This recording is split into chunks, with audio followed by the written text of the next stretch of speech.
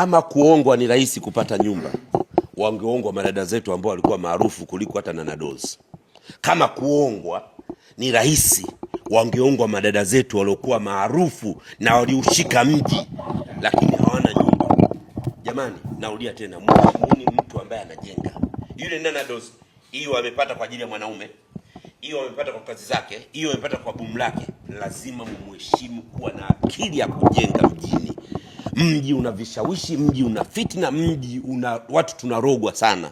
Ukiona mtu kasimamisha nyumba kama ile, nilimpost mimi nikamwambia I'm so proud of you.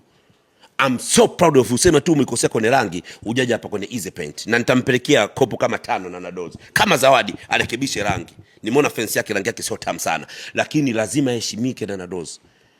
Nyumba sio kwa hapo useme kila mtu anayo. Wanaume na ndevu zao, watu wakubwa wapo saizi wanahangaika na maboma. Mtoto wa kike kamaliza nyumba, katumia mwanaume. Hata kama kamtumia mwanaume, katumia maumbile yake vizuri. Unaweza kaa ndio wewe ni mwanamke una maumbile lakini hujatumia vizuri. Tuone nyumba yako iko wapi. Yeye kitendo cha kujenga tu, hiyo amempewa na mwanaume, amepewa sio na kiongozi, amepewa sio na mbunge wa Kenya, amepewa yoyote aliyokuwa amempa, maana yake amepata akili ya kusema hii hela naipeleka kwenye nyumba, sipeleki kwenye ujinga. Angeweza kwenda Kidimbwi, angeweza kwenda sehemu yote, Cape Town Fish Market, angenunua gari kali, sasa watu wanashindana magari, lakini akasema naipeleka kwenye ardhi. Leo kajenga jumba lenye hadhi ya muonekano wake. Kwa hiyo mimi nimpongeze Nana Dolls. Kama kuna mwanaume huyo ambaye amekufanikisha, basi mshike, kama mroge kweli kweli. Zuchu anajenga? Kujenga sio kwa hapa. Huwezi kujenga huko unafanya mipasho. Yaani yeyote anayejenga, ulimwona Nana Dolls anafanya mipasho? Ukijenga huwezi kuwa na muda wa kufanya mipasho. Mimi wakati najenga nilikuwa natembelea Dualis. Yule Roger alikuwa anaiona. Dualis inagonga chini kama nini.